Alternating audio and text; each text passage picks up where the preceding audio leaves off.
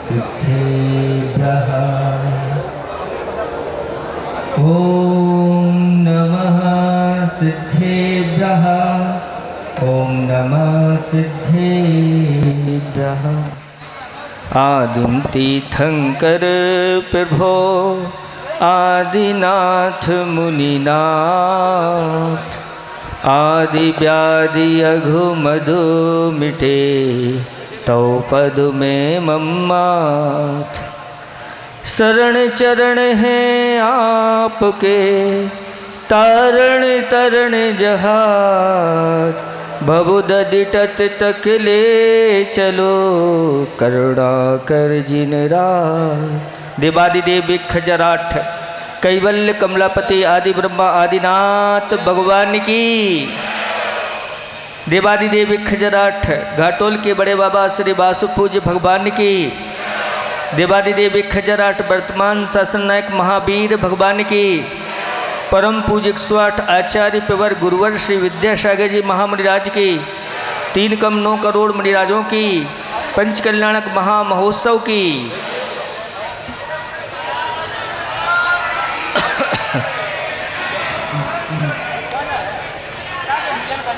धर्म स्नेही बब्बात्माओं, आप देख रहे थे कितने भाव पूर्व से ये भावना भा रहे थे, पर वह भावना आज फिर पुनः फलीभूत हुई और भगवान के लिए वैराग्य की प्राप्ति हो गई।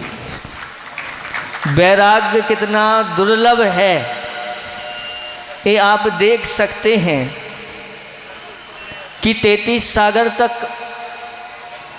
वहाँ पर अहमेंद्र रह करके परम सुखलेशा के साथ रहे और फिर यहाँ 84 लाख पूर्व की आयु को लेकर के जन्म हुआ और 83 लाख पूर्व तक असंयम के साथ जीवन बीता।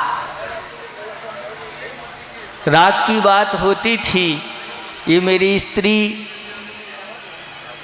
ये मेरी पुत्री, ये पुत्र, ये पिता आदि आदि, क्योंकि बिना राग के ये सब चीज़ें नहीं होती।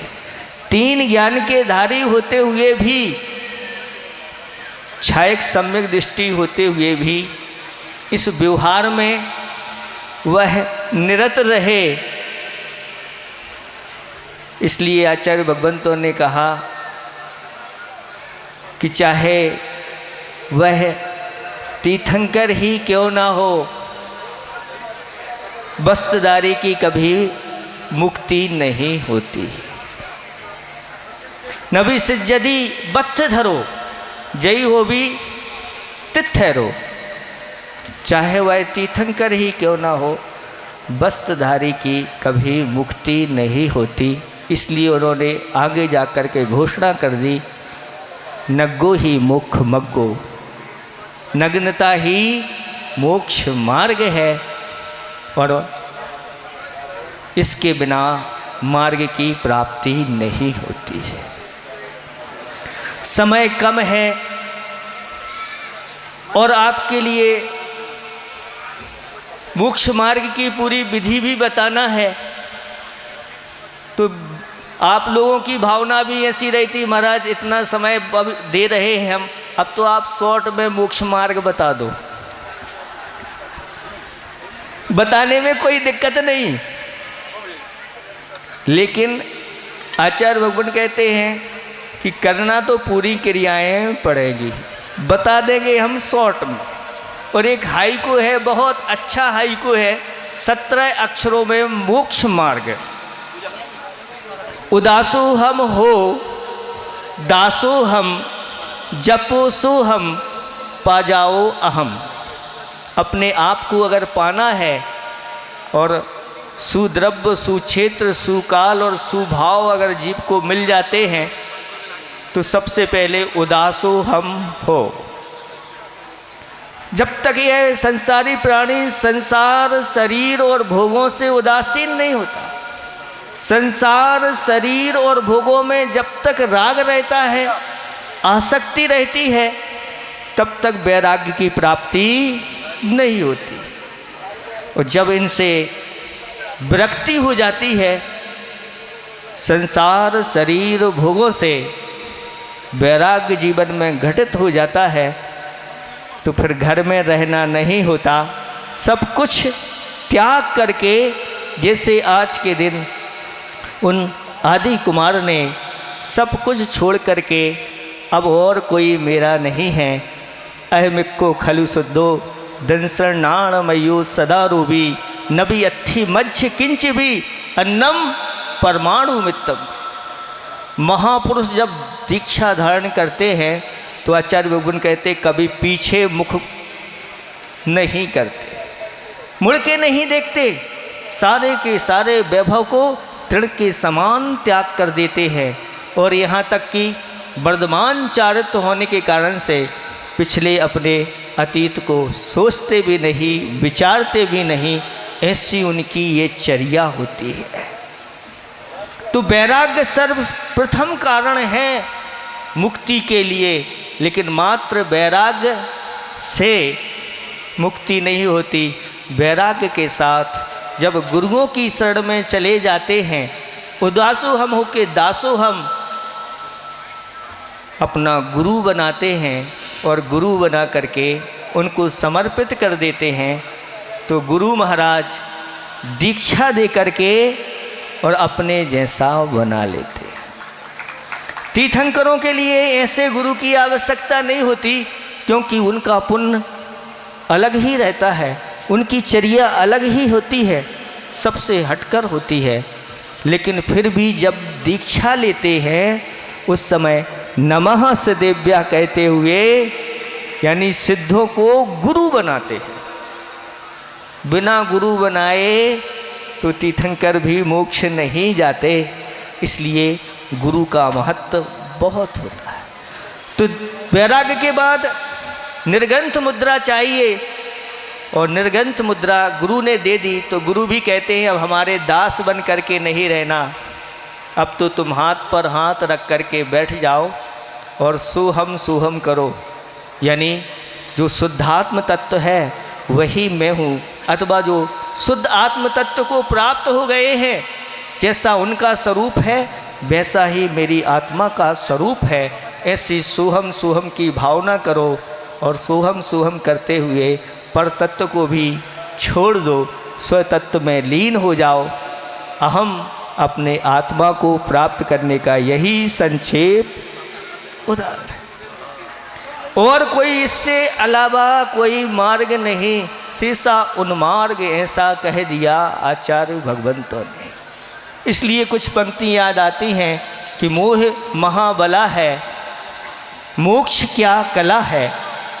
मोह महाबला है, मोक्ष क्या कला है। रत्नत्रय मार्ग पर जो चला है वही निर्मला है, वही निर्मला है।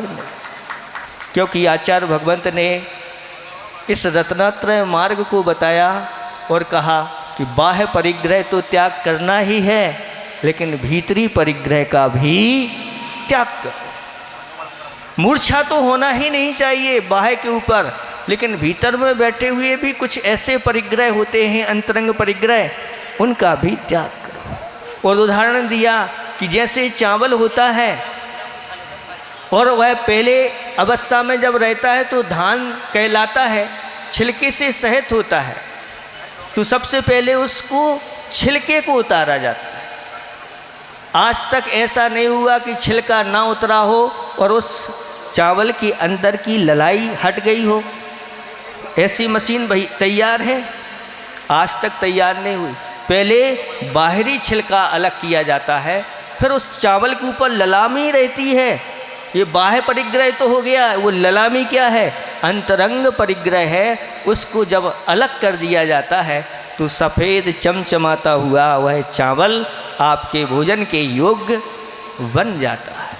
इसलिए आचार्य ने कहा मात्र नग्नता को नहीं माना शिव पद पंथ, वो बिना नग्नता भी नहीं पाओ पद अरहंत। प्रथम हटे छिलका तभी लाली हटती भ्रात, पाककारी फिर सफल हो लो तब मुख में भात। इस प्रकार से ये सारी चीज़ें तो ये कह रहे थे कि मोह महाबला है, मोक्ष क्या कला है, रत्नात्रय मार्ग पर जो चला है वही निर्मला है, वही निर्मला है। जन धन जीवन यौवन जल का बुलबुला है, इनसे निर्मोह हो जो खुद में घुल मिला है वही निर्मला है, वही निर्मला है। पंचाचार का वृक्ष जिनके आंगन में फूला फला है, 5 समिति 3 गुप्ती रूपी माँ की गोद में जो पला है वही निर्मला है, वही निर्मला है। ऐसी निर्मल पर्याय को आज उन आदि कुमार ने प्राप्त कर लिया और महामुनि के रूप में आज वह प्रसिद्ध हो गए। एक साथ 3 ज्ञान तो थे ही, चौथा ज्ञान मन पर्याय ज्ञान भी उनको हो गया और ऐसी विशुद्धि के साथ उन्होंने उपेक्षा संयम को धारण किया और बैठे तो 6 महीने का संकल्प लेकर के योग लगा करके ध्यान में लीन हो गए।